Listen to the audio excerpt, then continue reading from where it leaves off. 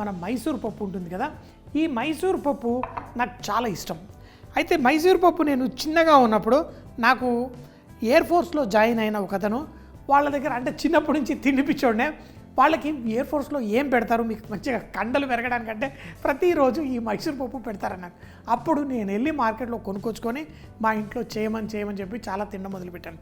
చాలామంది తెలుగు వాళ్ళు ఈ మైసూర్ పప్పు ఎక్కువగా తినరు, తినేవాళ్ళేమో ఫుల్గా తింటారు, ఎందుకంటే దాని రుచి బాగా అర్థం చేసుకొని. ఈ మైసూర్ పప్పు టమాటాలు వేసి లైట్గా తాలింపు వేస్తే ఎంతో రుచిగా ఉంటుంది. అంతేందుకు చాలామంది ఆకుకూరలు వేసి చింతపండు వేసి మన ఈ మైసూర్ పప్పుతోటి చేస్తారు, చాలా బాగుంటుంది. కానీ ఈరోజు ఆ చింతపండు వద్దు, ఆ టమాటాలు కూడా వద్దు, పుల్లదనం మనం ఎన్నో రకాలుగా మన కూరల్లోకి తీసుకురావచ్చు. ఆ అద్భుతమైన సువాసన రుచి ఎంతోమందికి తెలిసినా చాలామంది వాడట్లేదు ఈ మధ్య. ఎందుకంటే పులుపు కావాలంటే టమాటాలు కట్ చేసి వేస్తున్నారు, లేకపోతే చింతపండు పిసికేస్తున్నారు. కానీ కొంచెం ఏప్రిల్ నెల ఈ ఎండాకాలం వచ్చేసరికి మామిడికాయలు బోల్డ్ అని వస్తాయి. మామిడికాయలు వచ్చినప్పుడు మామిడికాయలు వేసుకొని ఆ కూరల్లో వేసుకుంటే మనకి ఆ పుల్లదనం వస్తుంది. అంతేకాకుండా ప్రతి కూరగాయలో అద్భుతమైన గుణాలు ఉంటాయి. ఆ గుణాలని మనం వంటల్లో మార్చుకోవాలి. సో మామిడికాయలో ఉన్న ఒగరు ఒట్టి ఉగాది పచ్చడితోటే మనం ఎంజాయ్ చేస్తే కాదు, ఆ మామిడికాయని రకరకాల చేప పులుసు అన్ని రకాలుగా వేసుకుంటాం. పులిహోర అబ్బా ఎంత ఇష్టమో, కానీ ఆ పచ్చి మామిడికాయలతోటి ఈరోజు ఈ పప్పులో వేసి చేస్తాను. మరో పులుపు యాడ్ చేద్దాం. మరి నేను ఇద్దరు దెబ్బలాడుకుంటున్నారు, అంటే డిఫరెంట్ ప్రాంతాల నుంచి వచ్చిన వాళ్ళు. ఒకటి ఇది దోసకాయ అంటాడు, ఒకటి బుడుంకాయ అంటారు.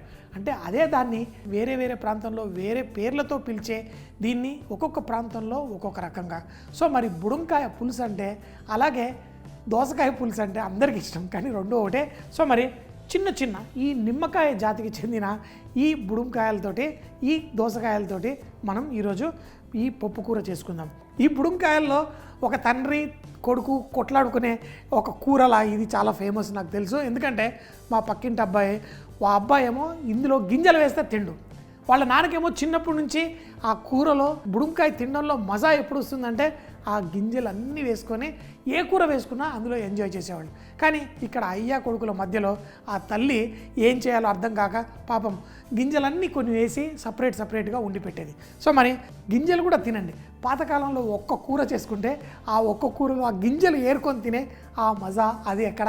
ఇప్పుడు చాక్లెట్లు అన్ని రకాల స్వీట్లు ఫ్రిడ్జ్ నిండా బోల్డ్ పెట్టిన తర్వాత ఈ ఫ్లేవర్స్ అవన్నీ ఎలా ఎంజాయ్ చేస్తారు. బుడుంకాయని ఆల్రెడీ ఇలా కట్ చేసుకున్నాను, లేతగా చిన్న గింజలు ఉన్నాయి.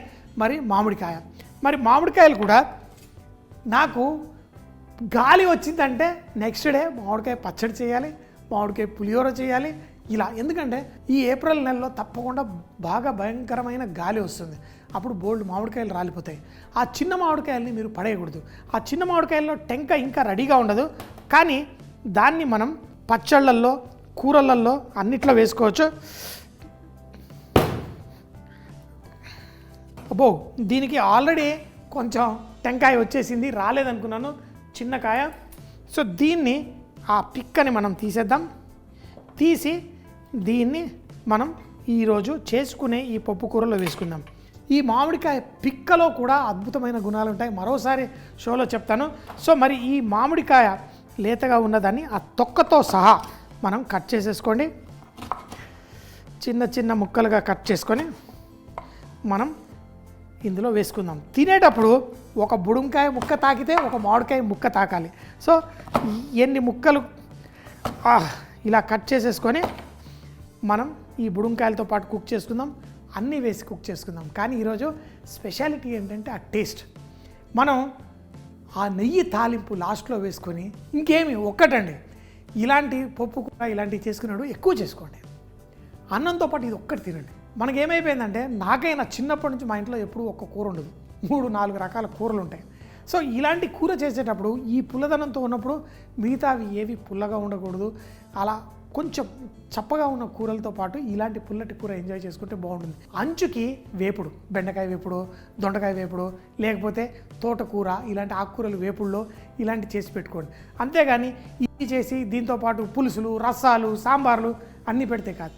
ఈ దాన్ని ఫుల్గా ఎప్పుడు ఆస్వాదిస్తారంటే ఒక్క పుల్లటి పప్పు కూర చేసుకుంటే అలా ఫుల్గా ఎంజాయ్ చేయాలి. మరి ఈ మామిడికాయ ముక్కల్ని కూడా కట్ చేసేసుకోండి. తర్వాత ఈ పప్పు కూరని ఎలా చేయాలో చూపిస్తాను.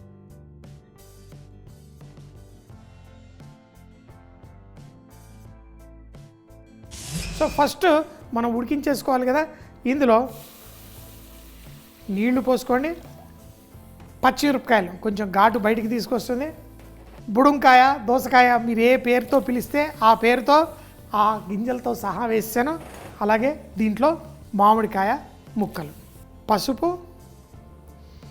దీంట్లో ఉప్పు వేసుకోండి కొంచెం, అంతే. ఒక్క ఉడుకు రాగానే మైసూర్ పప్పు వేసేద్దాం.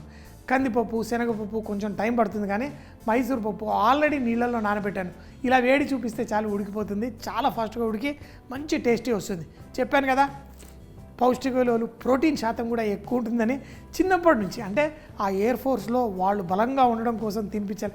ఇప్పటికీ ఆ మైసూర్ పప్పు చేసినప్పుడు అదే స్టోరీ గుర్తుకొస్తుంది. సో మరి ఒకసారి బాయిల్ అయిన తర్వాత దీన్ని కూడా వేసి ఉడికించుకుందాం.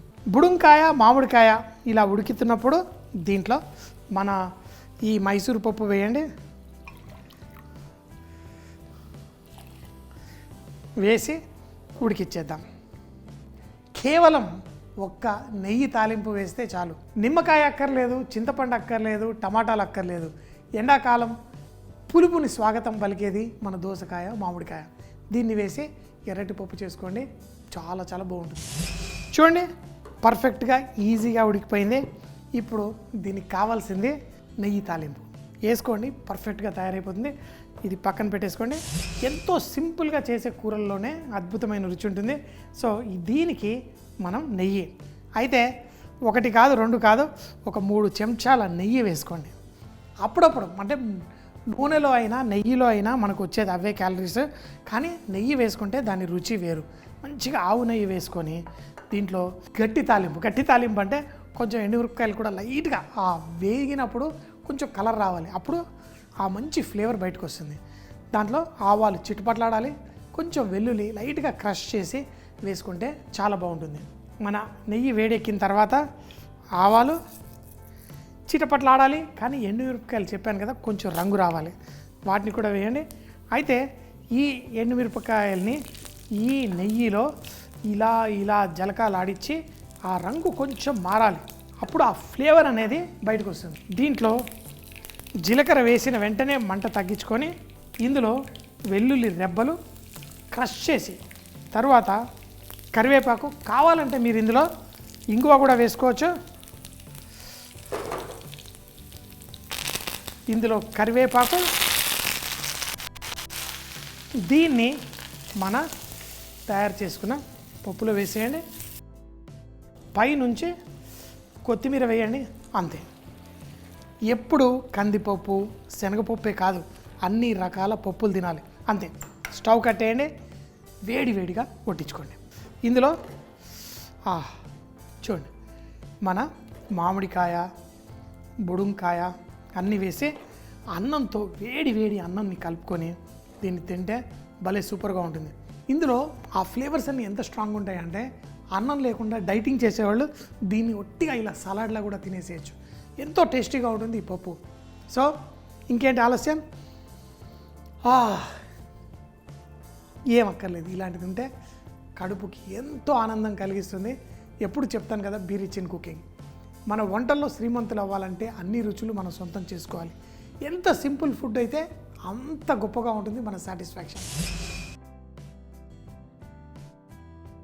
మామిడికాయ, బుడంకాయ, ఎర్రపప్పు, దీన్ని తయారు చేయడానికి ఈ మైసూర్ పప్పు దాల్ని 1 గంట సేపు నానబెట్టుకోండి. తర్వాత మామిడికాయ ముక్కలు అలాగే బుడంకాయని కూడా చిన్న చిన్న ముక్కలుగా కట్ చేసి పెట్టుకోండి. ఒక గిన్నెలో నీళ్లు పోసి పచ్చిమిరపకాయలు, బుడంకాయలు అలాగే చిన్నగా కట్ చేసుకున్న మామిడికాయ ముక్కలు కూడా వేసి పసుపు, కొంచెం ఉప్పు వేసి దాన్ని చక్కగా బాయిల్ చేసుకోండి. బాయిల్ అవుతున్నప్పుడు మనం మైసూర్ పప్పు ఏదైతే కడిగి పెట్టుకున్నామో అది కూడా అందులో వేసి ఉడకనివ్వండి. పప్పు పర్ఫెక్ట్ గా ఉడికిన తర్వాత మన నెయ్యి తాలింపు వేయడానికి ఒక పాత్రలో నెయ్యి వేసుకొని ఆవాలు, ఎండుమిరపకాయలు, మంచి ఎండుమిరపకాయలు కొంచెం రంగు వస్తున్నప్పుడు జీలకర్ర అలాగే క్రష్ చేసిన వెల్లుల్లి, కరివేపాకు కూడా వేసి దీన్ని మనం ఉడికించుకున్న పప్పు పైన వేసుకొని వేడివేడిగా కొత్తిమీర కూడా జల్లి దీన్ని సలాడ్ లాగా తినేసేయచ్చు. అన్నంతో పాటు, రొట్టెలతో పాటు దేంతో తిన్నా భలే టేస్టీగా ఉంటుంది.